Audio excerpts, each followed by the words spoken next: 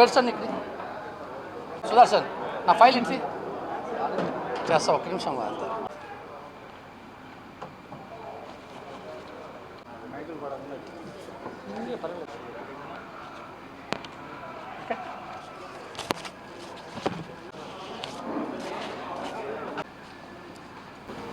నిన్నటి రోజు నేను ఇక్కడ రావడం జరిగింది. జనసేన పార్టీ నిర్మాణ సారథుల సమాచార పరిశీలకుడిగా ఇక్కడికి వచ్చాను. నేను రాష్ట్ర ప్రధాన కార్యదర్శిని. నాతో పాటు 27 మంది సభ్యులు, పరిశీలకులుగా నేను, దాదాపు 28 మంది ఇక్కడ ఈరోజు ఉదయం నుంచి అన్ని నియోజకవర్గాలు 7 నియోజకవర్గాల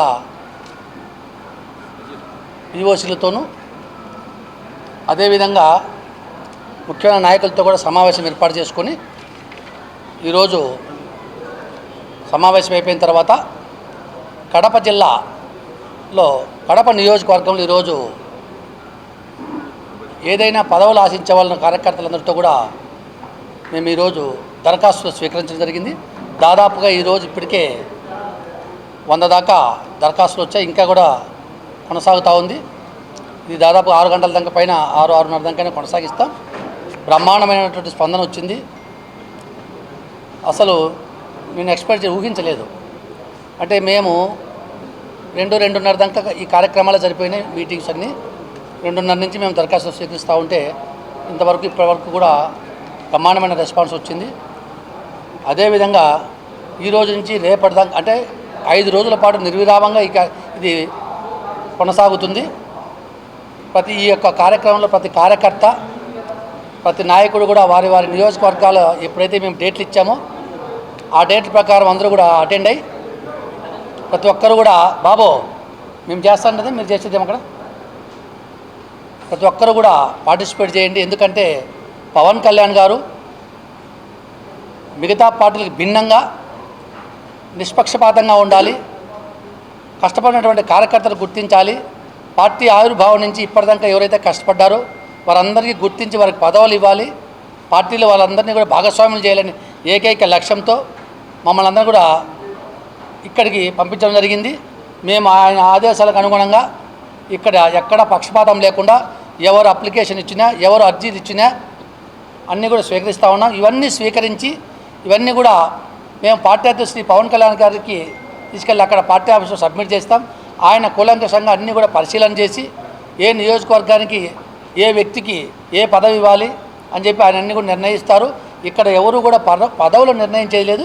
అన్నీ కూడా పవన్ కళ్యాణ్ గారు మాత్రం నిర్ణయిస్తారు. అందుకని ప్రతి ఒక్కరు కూడా ఈ రోజు నుంచి 5 రోజుల పాటు కంటిన్యూస్ ఉంటాం కాబట్టి అందరూ కూడా ఎవరైనా ప్రతి నియోజకవర్గంలో ఈ యొక్క అవకాశాన్ని ఉపయోగించుకోవాలి. ఎందుకంటే ఎంతోమంది సాధక్స్ వారు దాదాపుగా పార్టీ నిర్మాణం నుంచి కూడా ఎన్నో లక్షల సభ్యత్వాలు చేశారు రాష్ట్ర వ్యాప్తంగా. దాదాపుగా రాష్ట్రంలో 22 లక్షల సభ్యత్వాలు అయినాయి ఇప్పటికీ.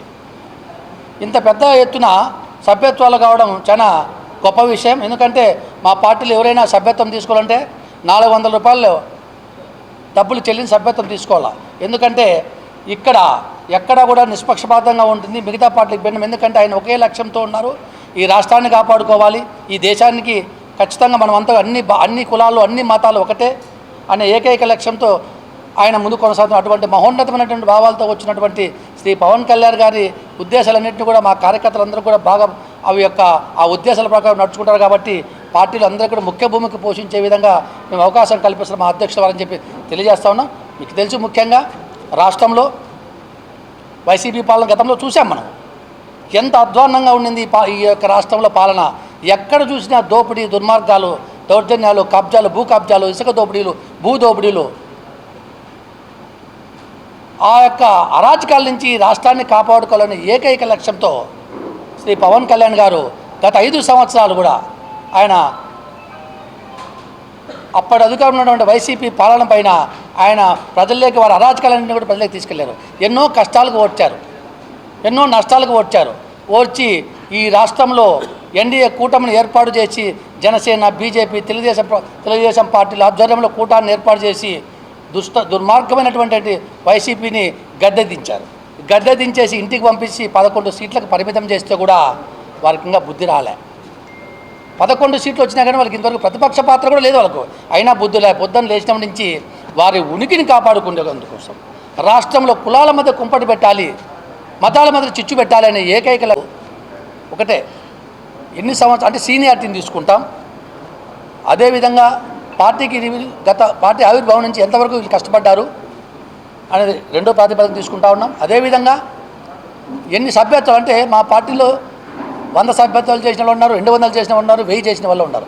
సభ్యత్వాలు ఎంతవరకు పార్టీకి కష్టపడి అంటే పార్టీలోకి జాయినింగ్లు చేస్తున్నారు, సభ్యత్వాలు చేస్తున్నది ప్రాతిపదిక తీసుకుంటాం.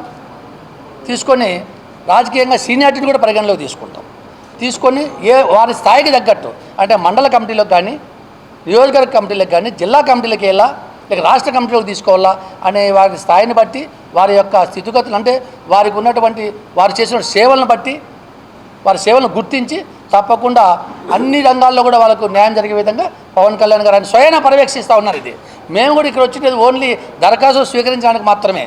స్వీకరించి వీరు ఏమి ఇక్కడ వీరు తీసుకున్నటువంటి ఇక్కడ మేము సేకరించిన సమాచారాన్ని అంతా కూడా ఆయనకు చేరవేస్తాం.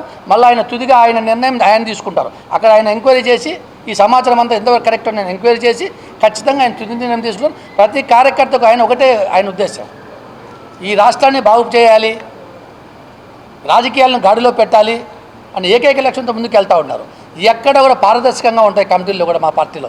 మిగతా పార్టీలకు భిన్నం దేశంలో ఎక్కడ కూడా ఇటువంటి ఆలోచన ఎవరు చేయలేదు. కానీ పవన్ కళ్యాణ్ గారు మాత్రం ఎంతసేపు పార్టీ కార్యకర్తలను ఏ విధంగా మనం ఎందుకంటే ఇన్ని రోజులు కష్టపడ్డారో వారికి గుర్తింపు ఇవ్వాలి, వారికి పదవులు మనం కట్టబెట్టి ఇప్పటికే దాదాపుగా 3000 పైచులకు పదవులన్నీ కూడా మా పార్టీ కార్యకర్తలకు వచ్చాయి. ఇంకా 2 సంవత్సరాలు మాత్రమే ఇప్పటివరకు కూడా మనకు ఇంకా 3 సంవత్సరాలు ఇదే ప్రభుత్వం 3 సంవత్సరాలు ఉంటుంది. ఆ తర్వాత కూడా ఎన్డీఏ కూటమి కొనసాగుతుంది. ఒకటే చెప్తా ఉన్నా, 15 సంవత్సరాలు దాదాపుగా ఎన్డీఏ కూటమి కొనసాగుతుంది. ఈ రాష్ట్రంలో 15 సంవత్సరాలు ఇదే ప్రభుత్వం కొనసాగుతుంది. ఖచ్చితంగా చెప్తా ఉన్నా, మా పార్టీ అధ్యక్షుడు శ్రీ పవన్ కళ్యాణ్ ఈ రాష్ట్రాన్ని ఏ విధంగా కాపాడుకోవాలి అని ఆలోచన చేస్తున్నారో పార్టీ కార్యకర్తలు కూడా అదే విధంగా అండగా ఉండాలని చెప్పేసి ఆయన ఆలోచన చేస్తూ ఉన్నాడు. అటువంటి వ్యక్తికి మా పార్టీ కార్యకర్తలంతా కూడా అండగా ఉంటారు. అదేవిధంగా రాష్ట్ర ప్రజలు కూడా ఆయనకు అండగా ఉండాలి, ఆయన దీవించాలని చెప్పి నేను కోరుతాను. ఎందుకంటే వైసీపీ వాళ్ళు చేసినటువంటి ఈ కుతంత్రాలను ఈ యొక్క కుల రాజకీయాలందరూ కూడా ఖచ్చితంగా మీరు బహిష్కరించండి. ఎందుకంటే మనమంతా కులం మనకు అవసరం. ఒకటి చెప్తా ఉన్నాం, ఎవరో సాయి కృష్ణ అనే అబ్బాయి మిస్సింగ్ అయితే పోలీసు అంటే క్రిమినల్ మిస్సింగ్ అయితే దాన్ని పవన్ కళ్యాణ్ గారికి అంటట్టు కట్టడం మంచిదే చెప్పండి? ఇది అసలు ఎవరైనా బుద్ధుండే వాళ్ళు చేసే పనే. ఇంకా సాయి కృష్ణ కాపకులస్తుడు అని చెప్తే ఈ పక్కన సీఏ కూడా ఆయన కూడా కాపకులస్తే. కానీ దాన్ని కులాలతో చూడకూడదు. మనం క్రిమినల్గా చూడాలి, మంచివారిగా చూడాలి. ఇది అన్ని కులాల్లోనూ మంచివారు ఉంటారు, చెడ్డవారు ఉంటారు, గొప్పవారు ఉంటారు. ఇప్పుడు ఒకటే చెప్తా ఉన్నాం మనం, జగన్ రెడ్డి నేను రెడ్డి అని చెప్తాడు, రెడ్డి అని. అంటే రెడ్డిలో మంచివాళ్ళు లేరా? నువ్వు దుర్మార్గమైనటువంటి పనులు చేసావు. లాస్ట్ 5 గవర్నమెంట్లో నువ్వు విధ్వంస పాలన చేసావు, ఎన్నో దుర్మార్గాలు చేసావు. మళ్ళీ నేను రెడ్డి మళ్ళీ నాకు అంటుతుందే, మా కులానికి అంతా వస్తుందే? అది అలా కాదు. అంటే ఏదైనా మంచిది కానీ చెడ్డ కానీ ఆ వ్యక్తి వరకే చూడాలి. మనం కులాలకు అంటగట్టకూడదు ఈ విషయాలను. ఎందుకంటే ఒక రాష్ట్ర ముఖ్యమంత్రిగా పనిచేసావు గతంలో 5 సంవత్సరాలు. నువ్వు చేసే పనులు ఇవి చెప్పండి. ఎక్కడో క్రైమ్ జరిగితే దాన్ని కులానికి అంటగడతారు, పవన్ కళ్యాణ్ గారికి అంటగడతారు. ఆయన మీద కులముద్ర వేయాలి, ఆయన ఒక కులానికి అంటగట్టాలి అని ఏకైక లక్ష్యంతో ముందుకు వెళ్తా ఉంది వైసీపీ పార్టీ. ప్రజలు వాళ్ళకు కూడా తెలుసు, కాపులు అందరికీ కూడా తెలుసు. కాపులంతా కూడా పవన్ కళ్యాణ్ గారు అంటున్నారు ఎప్పుడు. ఎందుకంటే ఆయన కులాలకు అతీతమైనటువంటి వ్యక్తి, అది కాపులు కూడా తెలుసు. ఆయనకి ఎస్సీలు, బీసీలు, మైనార్టీలు, కాపులు, ఓసీలు, బీసీలు అందరూ కూడా ఆయనకు ఒకటే. ఆయనకు ఒకటే ధ్యేయము, కులాలు లేనటువంటి సమాజాన్ని చూడాలి అని చెప్పి ఆయన లక్ష్యం అది. అటువంటి వ్యక్తికి ఆయన లక్ష్యాన్ని దెబ్బతీయాలని చెప్పేసి ఏకైక లక్ష్యంతో ఈ వైసీపీ వాళ్ళు చేసిన దుర్మార్గాలు ఇవన్నీ కూడా. కాబట్టి ప్రజలని గమనిస్తారని చెప్పి తెలియజేస్తాను. వేరే డౌట్ చెప్పు.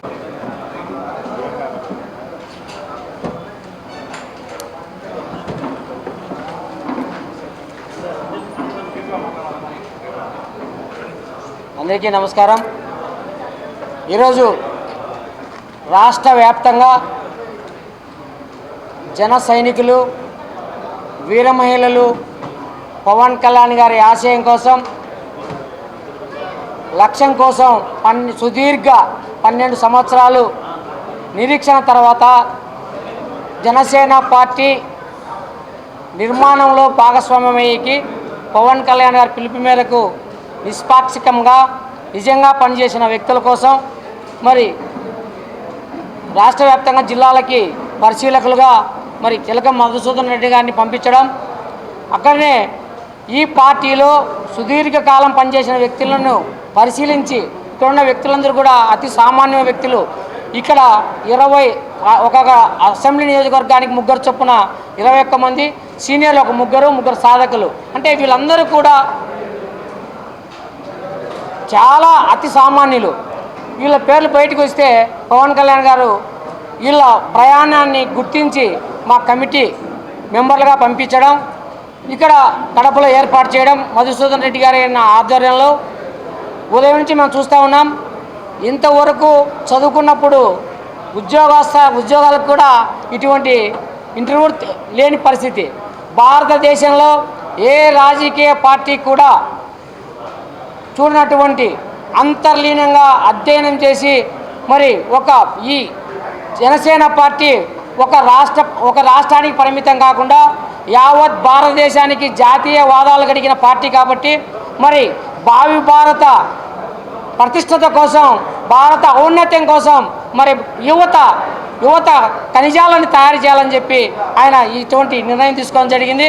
మరి మంచి ఏర్పాట్లు చేయడం కానీ ప్రతి ఒక్కరితో కూడా ఓపికగా కడప ఇంత సమస్యాత్మకమైన ప్రాంతంలో ఉన్నటువంటి దీనికి ఒక సమర్థవంతమైన వ్యక్తి మధుసూదన్ రెడ్డి గారిని నమ్మడం, ఆయన అతి చిన్న వయసులోనే రాజకీయాలకి అట్రాక్ట్ అయ్యి ఎన్నో ఇటువంటి క్లిష్టమైన పరిస్థితులను జనసేన పార్టీలో పరిష్కరించిన వ్యక్తిగా మాకు తెలుసు.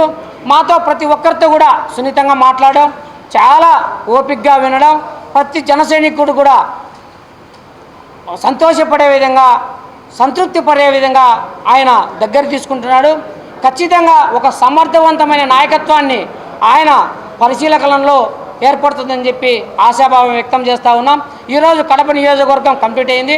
రేపు మొన్నాడు కూడా కమలాపురం, మిగతా నియోజకవర్గాల అన్న ఆధ్వర్యంలో ఒక నిష్పాక్షమైన కమిటీని తయారు చేసేదానికి కూడా ఆయన చాలా చర్యలు తీసుకుంటూ ఉన్నాడు. ఎప్పుడు కూడా జనసేన పార్టీ కార్యక్రమం ఏర్పాటు చేస్తే చిన్న సమస్యలు జరిగేటి, కానీ మధుసూదన్ రెడ్డి గారు వస్తే ఎక్కడ కూడా ఒక చిన్న సమస్య కూడా ఒక్కరు వ్యతిరేకించిన పరిస్థితి కూడా అక్కడ కనపడలా. ఉదయం నుంచి కూడా చాలా సాఫీగా అసలు ఇక్కడ జరుగుతుందా లేదనే పరిస్థితి ఆయన వ్యూహంతో ఆయన తీసుకోవడంతో అందరూ కూడా సంతృప్తి చెందినారు. ఖచ్చితంగా రాబోయే కాలంలో జనసేన పార్టీ ఒక సమర్థవంతమైన నాయకత్వానికి నాంది పలికిందని చెప్పి తెలియజేస్తున్నాం. జై జనసేన, జై పవన్ కళ్యాణ్. ఏమో మాట్లాడతా.